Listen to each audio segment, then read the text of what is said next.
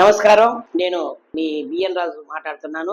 78వ స్వాతంత్ర దినోత్సవం సందర్భంగా ఆంధ్ర రాష్ట్ర ప్రజలకు, యావత్ భారతదేశానికి స్వాతంత్ర దినోత్సవ శుభాకాంక్షలు తెలుపుతున్నాను. ముఖ్యంగా AP1 మీడియా మిత్రులకు, D22 మీడియా వారికి, వారి యొక్క పాఠకులకు, శ్రోతలకు హృదయపూర్వక శుభాకాంక్షలు. ఎంతో మంది మహానుభావులు ప్రాణత్యాగం వలన ఈ యొక్క స్వాతంత్ర దినోత్సవం మనం జరుపుకుంటున్నాము.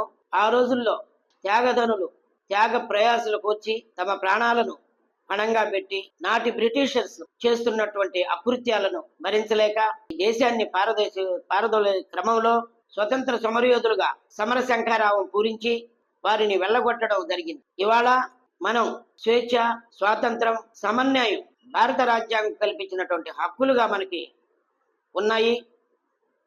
ప్రతి పౌరుడు కూడా శాసనబద్ధంగా, న్యాయబద్ధంగా, రాజ్యాంగబద్ధంగా, ప్రజాస్వామ్యబద్ధంగా నడుచుకోవలసినటువంటి విధులు, బాధ్యతలను మనకు భారత రాజ్యాంగం కల్పించింది. అయితే స్వాతంత్ర స్వపరిపాలన, ఆత్మవిశ్వాసం అనేటువంటి ఆకాంక్షలతోటి భారత రాజ్యాంగం మనకి రూపొందించబడింది. తద్వారా మనందరం కూడా రాజ్యాంగాన్ని గౌరవిస్తూ, రాజ్యాంగానికి అనుగుణంగా మనందరమే బాధ్యతలు నిర్వహించవలసినదిగా భారతీయులుగా మన బాధ్యత. లా అండ్ ఆర్డర్ ఏ రోజైతే దేశంలో, రాష్ట్రంలో అమలవుతుందో ప్రతి వ్యక్తి కూడా హక్కుల్ని పొందుతాడు. కాబట్టి నేటి యువత, మహిళలు ఎన్నో సమస్యలను ఇవాళ ఎదుర్కొంటున్నారు. ఒకప్పుడు తెల్లదొరలను ఎదురించే క్రమంలో నాడు మన పెద్దలు పోరాడి స్వతంత్రాన్ని సాధించారు. కానీ ఇవాళ ఉన్నటువంటి సమస్య, కొత్త సమస్య ఒకటి మొదలైంది.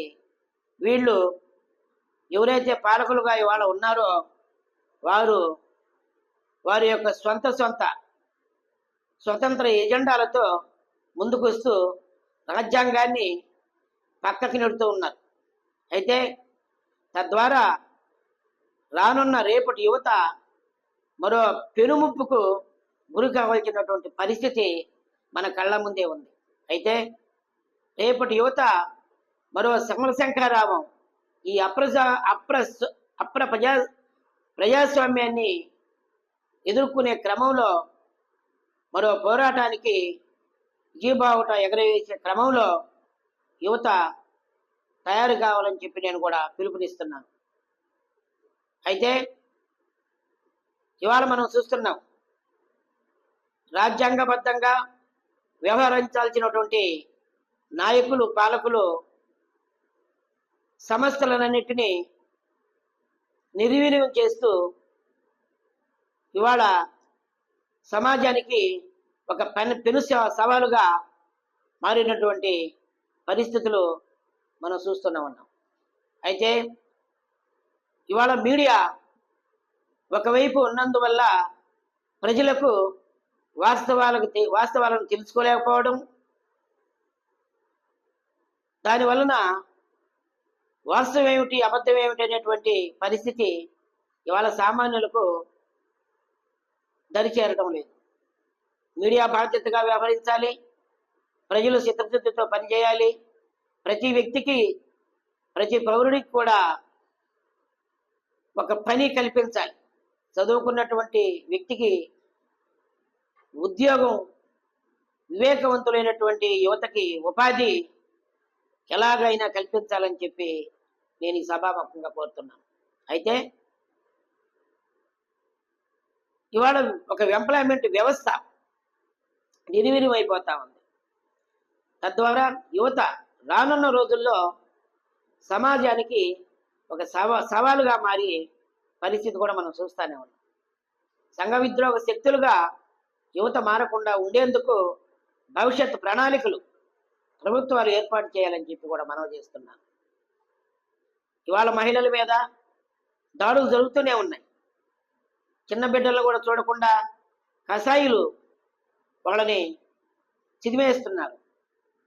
మరి వీటి మీద చర్యలేవని ఎప్పుడో ఒకప్పుడు పత్రికలు ప్రశ్నించినప్పుడు దానికి ఏదో వాళ్ళకేదో 10 లక్షలు 5 లక్షలు ఇచ్చామని చెప్పి చేతులు దులుపుకుంటున్నారే తప్ప క్రమంగా రానున్న రోజుల్లో ఇటువంటి దౌష్టికాలు జరగకుండా గవర్నమెంట్ వ్యవస్థే కాదు, విద్యా వ్యవస్థ కూడా రానున్న రోజుల్లో భ్రష్టు పట్టే పరిస్థితి వచ్చింది. ప్రైవేటైజేషన్ ఒక పక్క పెను ముప్పులాగా వస్తూనే ఉంది. వైద్య విధానం పేదవాడికి అందని ద్రాక్ష పండుగ మిగిలిపోయింది. అధిక ధరలుగా ఉన్నటువంటి వైద్య విధానం ప్రజల చెంతకు సామాన్యుడికి అందడం లేదు. కాబట్టి ఇవాళ వైద్యం విద్య సామాన్యుడి చేరువుకు ఏ రోజైతే చేరుతుందో స్వాతంత్ర ఫలాలను రాజ్యాంగ ఫలాలను సామాన్యుడికి అందినట్టుగా మనం భావించవచ్చు. కాబట్టి ఈ యొక్క శుభ సందర్భంగా మనం చెప్పుకోవడానికి ఇది స్వతంత్రమే, కానీ ఇవాళ ఉదయం లేచి పేపర్ మనం చూస్తూ ఉంటే ఎన్నో మర్డర్లు, మానభంగాలు, అఘాయిత్యాలు, ఆత్మహత్యలు లేని రోజు లేదు. సో ఇవాళ ప్రజాస్వామ్యబద్ధంగా నడుచుకోవాల్సినటువంటి పాలకులు వారి యొక్క స్వలాభం కోసం వాళ్ళు రాజకీయాలలో వెచ్చించినటువంటి ధనాన్ని వాళ్ళు రాబట్టుకునే క్రమంలో తల మునకలవుతున్నారే తప్ప రాజ్యాంగబద్ధంగా పాలించాలనేటువంటి ఆలోచన జ్ఞానాన్ని వాళ్ళు రోజు రోజుకు కోల్పోవడం బాధాకరం. కాబట్టి నేను ఈ స్వాతంత్రం శుభాకాంక్షలు తెలుపుతూ ప్రతి ఒక్క వ్యక్తి, విద్యార్థి, యువత, వయోజనులు, మహిళలు అందరూ చైతన్యవంతులు కావాలి. దేశం కోసం, రాష్ట్రం కోసం, జిల్లా కోసం, మండలం కోసం, గ్రామం కోసం, మన ఇంటి కోసం, మనందరం డెవలప్మెంట్ కోసం ప్రతి ఒక్కరూ ఆలోచన చేసి విద్యను అభ్యసించాలి. వివేకాన్ని మనం కొనియాడాలి. మనం బాగుపడుతూ 10 మందికి బాగు చూపించే క్రమంగా ప్రతి ఒక్కరూ